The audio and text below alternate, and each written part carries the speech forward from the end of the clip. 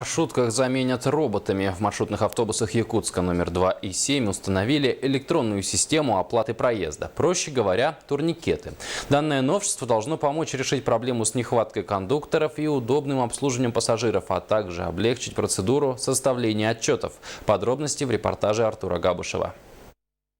Аналогичная система, когда проезд в общественном транспорте оплачивают через специальные турникеты, в настоящее время действует в Москве. С сегодняшнего дня подобный вид оплаты появился и в Якутске. Данный способ оплаты может решить проблему с так называемыми зайцами, а также с проблемой нехватки кондукторов.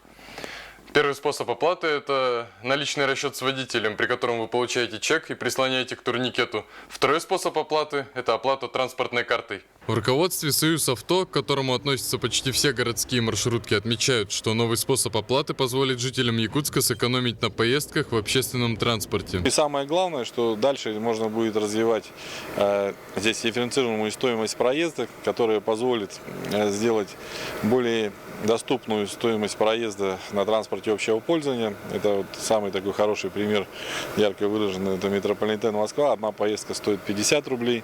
Если тот человек, который пользуется достаточно часто, покупает 60 поездок, уже стоимость 24 рубля.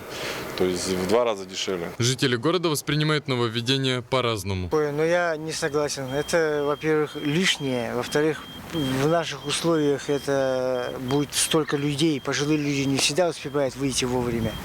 Дети, будет такая толкучка, в общем, столько будет пробок, заторов. Из-за этого возникнут проблемы. Ну, как, зайти в автобус, в час пик выйти из автобуса.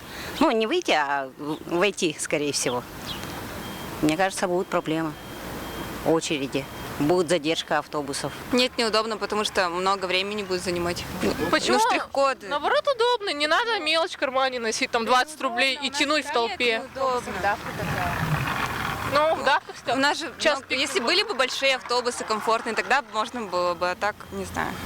Ну, пока новые, пока неизвестно.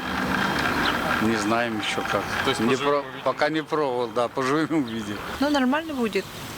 Прогресс какой-то, наверное, это. То, что меняется, наверное, все к лучшему. Да, нормально. Лучше будет водителям, которые без кондукторов.